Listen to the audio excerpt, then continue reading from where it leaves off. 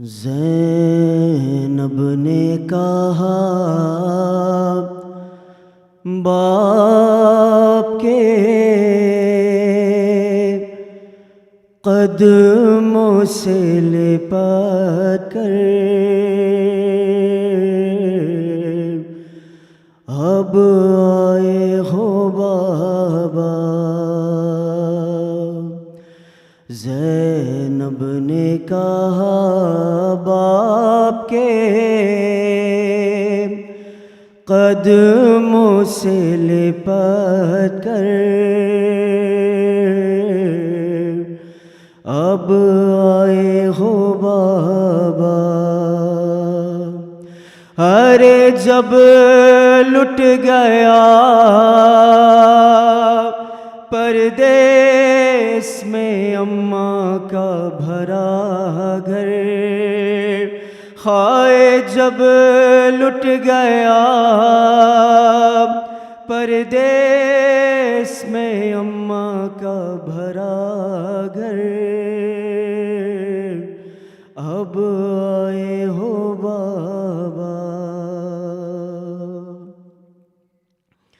اور بابا گرانا ہی تھا خالق کی رضا سے، اس وقت نہ آئے جب خاک پدم توڑا تھا میرا اکبر. ہائے جب خاک پدم توڑا تھا میرا اکبر، اب آئے ہو بابا. اور جب بالی سکینہ کے گوہر چھینے گئے تھے، لگتے تھے تماچے، حسرت سے مجھے دیکھتی تھی بانوئے مزتر. ہائے حسرت سے مجھے دیکھتی تھی بانوئے مزتر، اب آئے ہو بابا. اور کٹ کٹ کے گرے نہر پر جب بازوئے عباس، اور کوئی نہ تھا پاس، اس وقت صدا آپ کو دیتا تھا دلاور. ہائے اس وقت صدا آپ کو دیتا تھا دلاور، اب آئے ہو بابا. اور جب بھائی کا سر کتا تھا میں دیکھ رہی تھی، حضرت کو صدا دی، سر کھولے ہوئے روتی تھی میں خیمے کے در پر. ہائے سر کھولے ہوئے روتی تھی میں خیمے کے در پر، اب آئے ہو بابا. زینب نے کہا باپ کے قدموں سے لپٹ کر اب آئے ہو بابا. ارے جب لٹ گیا پردیس میں اماں کا بھرا گھر، اب آئے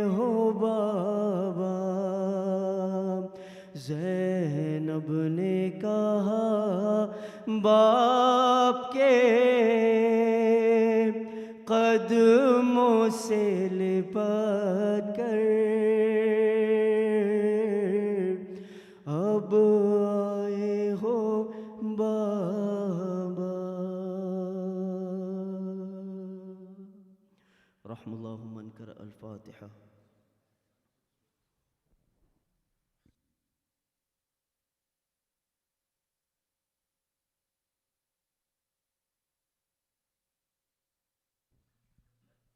Sayyid, brothers and sisters, Assalamu alaikum. Just a reminder, tomorrow's program is going to be at IHIC, and Friday Jum'ah Salah will be at 12:23 p.m. And with that, please welcome Sayyid with a loud salawat.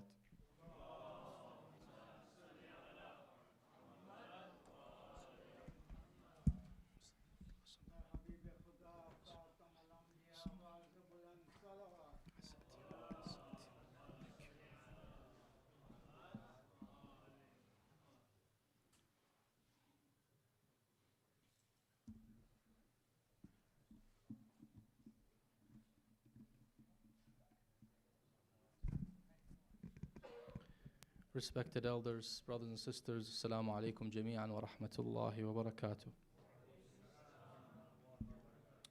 First and foremost, our condolences to you all on this death anniversary of our beloved lady Zainab, salamullahi alayha.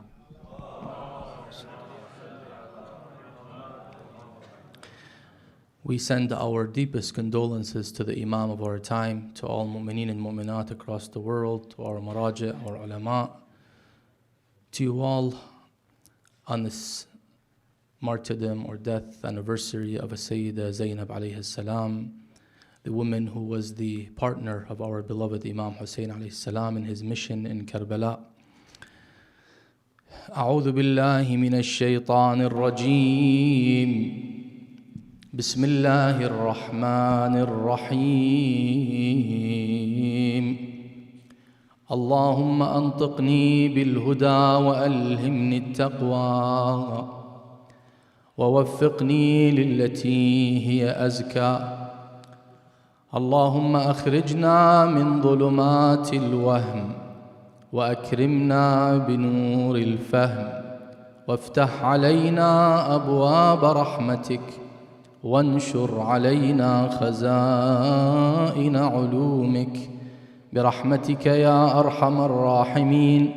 وصل اللهم على سيدنا محمد وعلى آله الطيبين الطاهرين.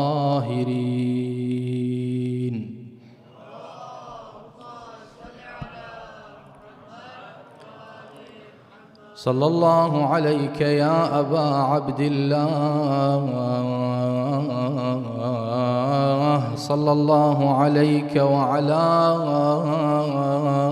جدك وأبيك وعلى أمك وأخيك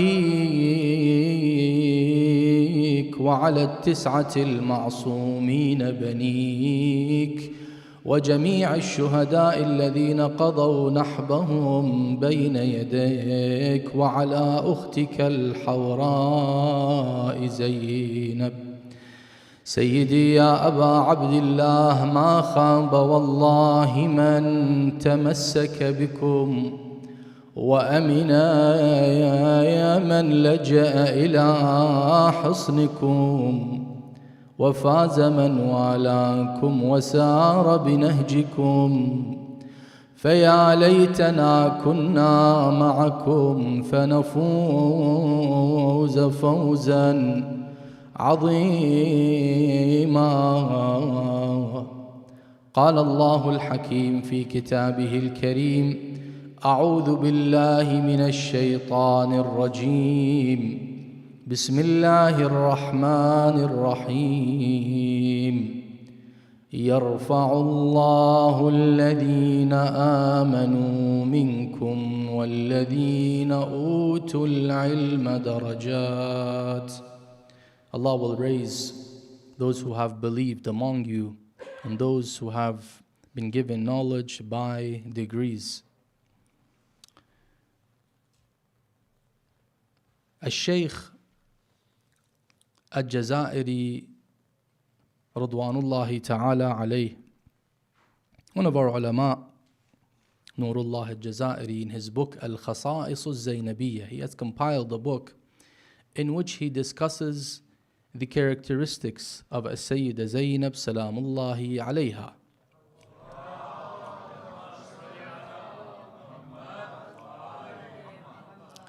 He mentions that upon her arrival to Kufa with her father, the commander of the faithful alayhi salam, when they relocated, 36 years after Hijrah, or 36 years after Hijrah, our beloved Imam, upon assuming the Khilafah, of course we know he is the Imam from day one, but as you know, the history and how the events led to eliminating Amir al-Mu'min alayhi salam and alienating him from his rightful position.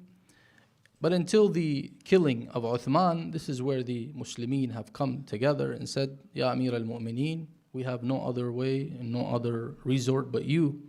So he accepted, for the sake of Islam, for the sake of preserving whatever was left from this great religion.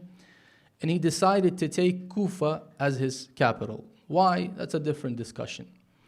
And when he relocated to Kufa, he took, of course, Sayyida Zainab Salamullahi alayha. If she was married by then, more than likely she was, she relocated along with her husband and children.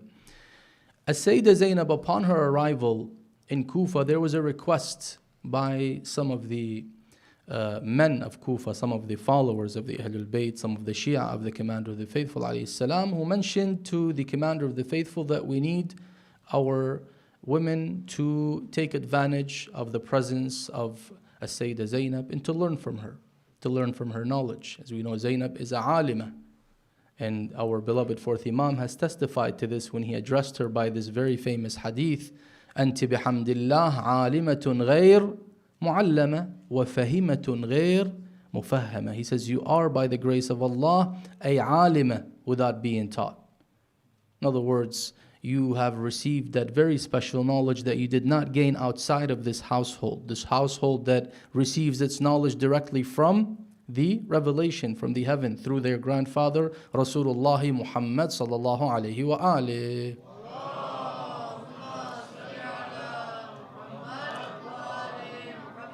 But pay attention, the Imam doesn't say alima and that's it. He says, and fahima wa fahimatun ghayr mufahama. In fact, fahm is sometimes more important than ilm. Fahm is that deep understanding. You can give knowledge to ChatGPT, to anything, any database, you can fill it with knowledge, but that doesn't make it a fahim, it doesn't make it a faqih. That's why sometimes some people say, will AI at one point reach a point where we don't need our fuqaha? Our fuqaha will be out of jobs. Of course, our fuqaha will never be out of jobs anyways, because that's not their job. That is something they have devoted their lives for. They don't make a living of being a faqih. So our fuqaha are not just knowledgeable people, but they have fahm. It is not enough that you have knowledge. You need to have fahm. Hence the Imam alayhi salam, the fourth Imam, he made this clear that أنت بحمد الله عالمة and fahima. Many people have ilm, but the Quran says what? كالحمار يحمل أسفارا. He says their knowledge as compared to them carrying the knowledge is like a donkey carrying many books. When the donkey carries books, it doesn't make them knowledgeable, right? They have knowledge on their head, but there's no point. Some people, they have knowledge. Shaitan, Iblis has knowledge, a lot of knowledge. And many have a lot of knowledge. But there is no fahm. Because fahm is the key to practice. Fahm is the key to the benefit of that knowledge. Without fahm, without correctly understanding that knowledge, there is no benefit to that knowledge. He says, أنت عالمة غير معلمة وفهمة غير مفهمة. So the ladies of Kufa benefited from Sayyida Zainab alayhi salam, and she began holding circles just among women, and in these circles she taught different sciences, specifically tafsir, as the Ahlul Bayt alayhi salam have given a very high importance to the Holy Quran. So she was teaching them the commentary of the Quran in accordance with the legacy that they have received from their grandfather Muhammad sallallahu alayhi wa alihi.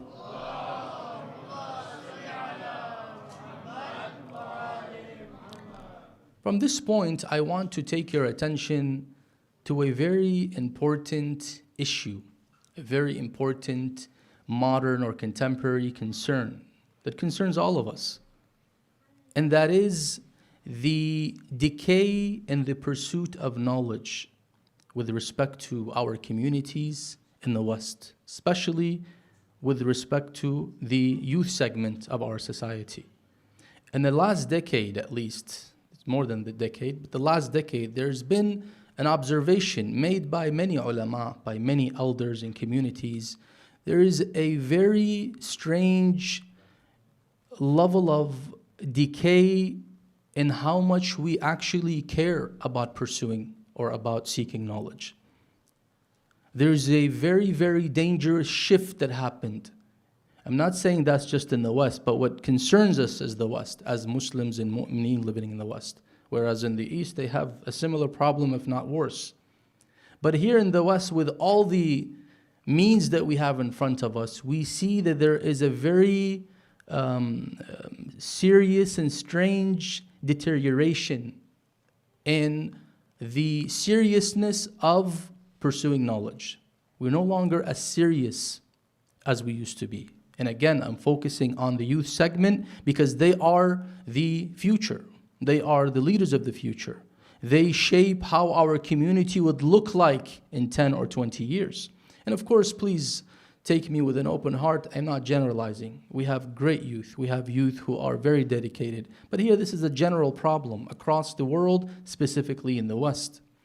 The problem is due to the technological advancements and due to social media, which focuses mainly on entertainment and sports and many other distractions, we find that our youth have been or have drifted away from taking ilm seriously. I don't need to learn. That's it. What I know is enough. And unfortunately, that is a sign of ignorance, a sign of arrogance, a sign of failure. When I tell myself that that's it, I know about Islam, what I need to know, and I'm good to go. I know how to perform wudu, know how to do my salah, and I'm good to go. There's nothing else I need to do. Let me live my life. And that is a very dangerous mindset, my dears. And I'm not here to dissect the reasons and examine why we have, shifted this way and how are we going to resolve this, because that in and of itself is a very, very long discussion. But the question is, why are we still not doing much about this? Now, one might give me an answer and say, look, we, alhamdulillah, have many institutions that are catering to our children, our youth. We have our weekend schools, our madaris, and we have our majalis. Madaris and majalis, aren't these enough to nurture and foster the religious and spiritual education of our children? Well, the answer to that is, as much as our weekend schools are doing a great job in striving to offer the best to our children, but there is that age group, the youth age group, the teens and a little bit up, that right away when they reach that age, they seem to shift away from interest. They show disinterest. They are disinterested in even continuing. And even when they continue by some parental pressure, they continue but lacking engagement. They don't want to be in the classroom. And when they are in the classroom, they don't feel like it's important to learn. It becomes a chores. Now, this is with respect to our weekend schools and madaris. With respect to our majalis, it is even worse, in the sense that many of our youth do not attend these majalis. Yes, alhamdulillah, here we have a good number that attend. But overall, they don't attend majalis. I am talking about a global level here. When you compare how much youth we have in a community as opposed to how much attended majalis, there are few. They're like salt on food. They're very few. And even those few, a large portion of them, unfortunately, sometimes attend for cultural reasons, and to socialize, not necessarily to learn. The mindset of learning is not there.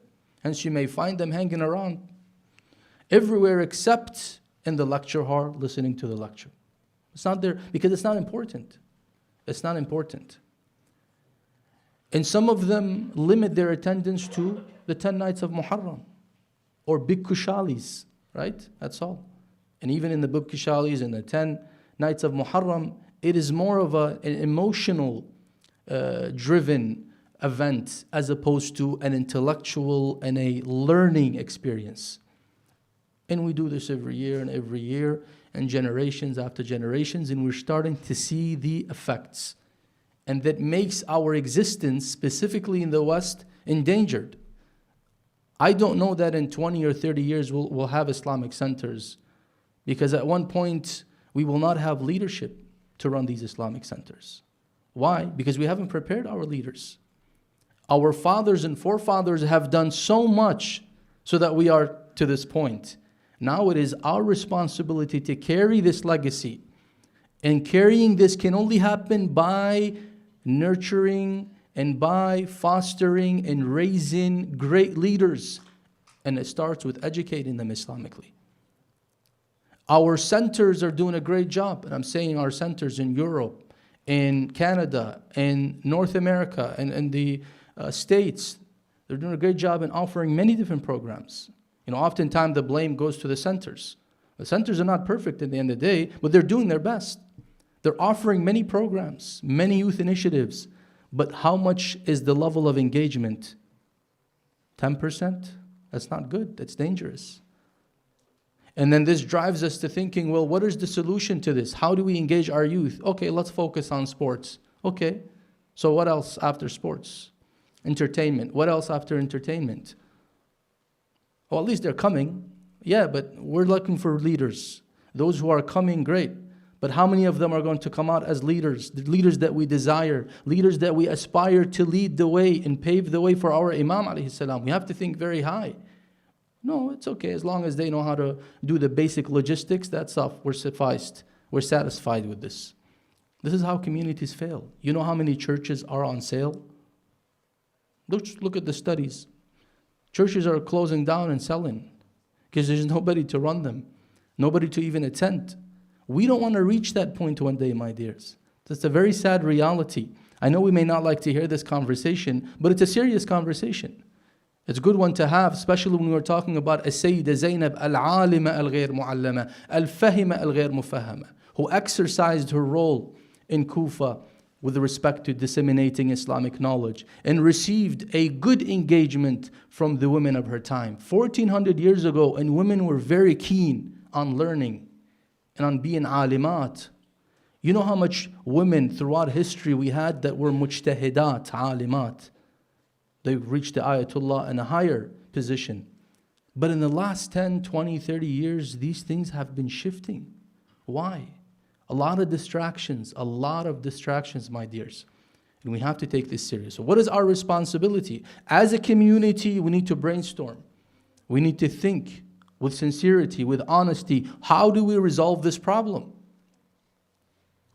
But the responsibility falls first and foremost on the parents. My 16-year-old comes and says, I don't like school. I'm going to drop out. My reaction is not going to be nice. Especially my wife's reaction. It's not going to be fun. It's like the world has ended when he says, I will drop out of school. Or she said. And I exercise all kinds of powers that I have within my capacity and make all kinds of threats and incentives just to keep them in school so they graduate. And then I do my best to put them in the best college. But as soon as my son or my daughter says, I'm not interested in learning about Islam. I don't want to come to this program. I don't want to be part of madrasa. I don't want to do this. You know what I start saying? I don't want to pressure them. Let them choose on their own. Please, no pressure. Really. Why don't we exercise the same notion with respect to the secular education? When your son and daughter comes to you and they're in 10th grade and they say, school is not for me, let them experience, let them drop out. In the future, they might change their mind and come back and get a GED. It's okay. It's okay. We hear this also when it comes to younger girls. There's talk about why do you force little girls to wear hijab? We're not forcing them to wear hijab. We're teaching them from a young age. I can't wait until she's 9 and I say, happy birthday, you're 9. Guess what? No longer you can show your body and your hair.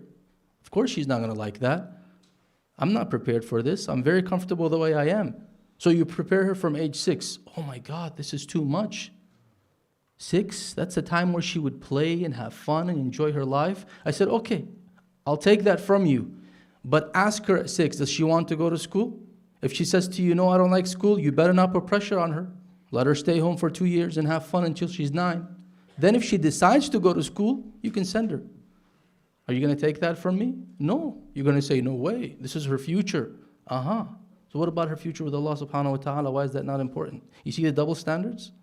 Now, of course, we don't mean to have these double standards, but they're there because we are so immersed in this secular society, in the secular mindset. My son's education is number one. Okay, great. Nobody's arguing against that. My daughter's education is number one. No problem. What about their everlasting future? Their everlasting happiness? Their eternal abode? Allah, the purpose why they were created. What about that? That is based on education. They need to be Islamically educated for them to make it. Otherwise, they will fail. And we have seen it happen. In many, many communities and throughout many generations, those who do not take Islamic education serious end up failing, losing their faith. Many stories, that come to mind sometimes, and it's hard to share all of them on the minbar. But there have communities that have been drifted so far from Islam that the only thing that is left that they know about Islam is when they have a mayyit. Oh, there is a ritual that we have to do. Oh, glad you didn't take them for cremation. You remember that there's something called burial. And I remember from our brothers here telling me one day that years ago they would see janazas, people drop off and leave. Those who lived here a while. That's what they shared with me, that there are some people, some communities that have neglected their faith all the way. Their children, they don't want to take the burden of having to bury the father. It's cheaper to cremate. But then there's a community, they say they're Muslims and they care about burying, so let's just drop the janazah and leave. Do we want to be like this in 20, 30 years, where our grandchildren treat us this way? Then we have to work from now, my dears. And it all starts with education. Supporting our madaris, our madrasa, supporting our school initiatives, supporting anything in any program that aims to nurture the education, the Islamic education, and to foster it, and to raise our children to be educated Muslims. Today our children open TikTok and they can easily be misled by any idea. There are movements today in Europe and that have been trying to drift the minds of our youngsters in Iraq and Iran and many other parts of the world in multiple languages. Guess what this movement's about? The Mahdi has appeared. They have their own Mahdi, he appeared. The real Mahdi gave this new Mahdi the authorization to come out and take care of everything on his behalf. And this new Mahdi doesn't even know how to recite the Quran properly. And this new Mahdi has sisters with him that are helping him in the propagation, but they're not even wearing hijab. And you ask them, how are you assisting al-Mahdi and you're not wearing hijab? They say there's no need for hijab. Modesty is not about hijab. Now imagine these kind of wrong ideas finding their way into the minds of our youth, how they will poison them. How they will poison them. We are in a very dangerous point of time. And it is important that we take this seriously. And without the weapon, silahul ilm, the weapon of knowledge, we will be lost and our children will be lost. And then of course crying, lamenting, looking for dua, ta'weeth, won't work. So we have to start from now. And we have to take this very serious. Sayyid Zainab salamullahi alayha. It is by knowledge and understanding she has reached these high ranks. It wasn't because she's the daughter, the biological daughter of the commander of the faithful and Lady Fatima alayhi salam. No, but it was because of the knowledge, the effort that she put to learn, to take from Ali and Fatima as much as she can, to take from her brothers Al-Hasan and Al-Hussein, and her other brother who was known for his ilm and faqaha, Abu al-Fadl al-Abbas salamullahi alayhi. Not just a warrior, but a faqih, a alim. She took from them as much as she can. She learned. She exercised that knowledge. That knowledge allowed her to reach very lofty positions, such that she sacrificed everything and says after that, مَا رَأَيْتُ إِلَّا جَمِيلًا. I have not seen anything but beauty.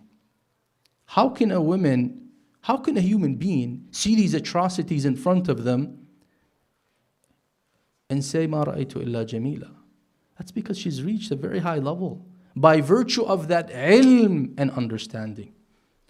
Ibn Ziyad says to her, كيف رأيتي? How did you see what Allah has done to you and to your brother? In a very, very tough time where a person would be emotionally outraged and easily provoked to start crying and wailing and saying all kinds of things, she calmly responded and says, ما رأيت إلا جميلة. I have not seen anything but beauty. Subhanallah.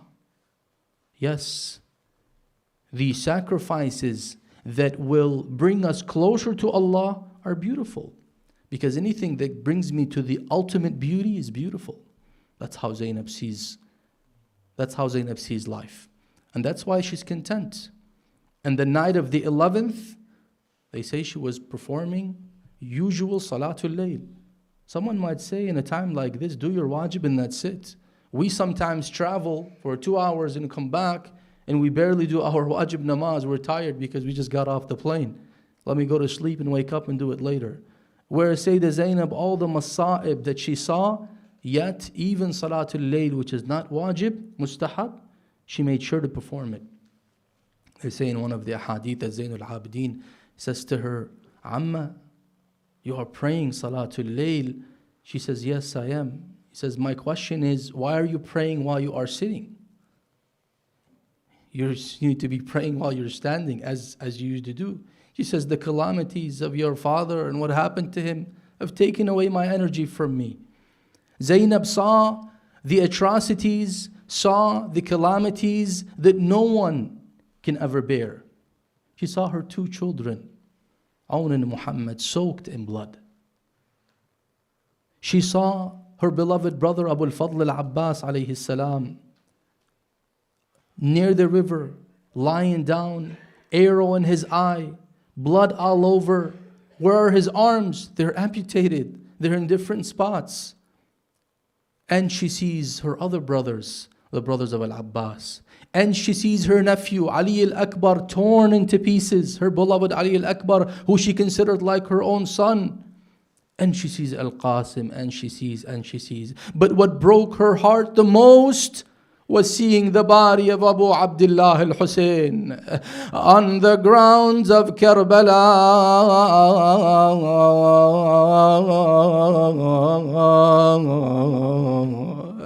A body that was crushed under the hooves of the horses. What else does she see? And she sees the head of her brother Hussein lifted on a long spear, walking in front of her from town to town, from Kufa, from Karbala to Kufa, from Kufa to Sham. As Sayyidah Zainab sees all these in front of her, and she calls Akhi Hussein, brother Hussein, your musibah has torn me, has torn my heart. Ya Aba Abdullah. There is a beautiful line of poetry in Arabic that is usually recited. It describes a little bit of that agony, of that grief of Zainab. The line says, Zainabun bit-tufufi tunadi, ya ibna ummi sada'ta fuadi. Zainabun bit-tufufi tunadi, يا ابن أمي صدعت فؤادي وحسينا وشهيدا وغريبا. All together. وحسينا وشهيدا وغريبا. زينب بالطفوف تنادي يا ابن أمي صدعت فؤادي وحسينا وشهيدا وغريبا. زينب في الطفوف تنادي يا ابن أمي صدعت فؤادي وحسينا وشهيدا وغريبا وحسينا وشهيدا وغريبا. مأتم الحسين يا حسين يا حسين يا حسين يا حسين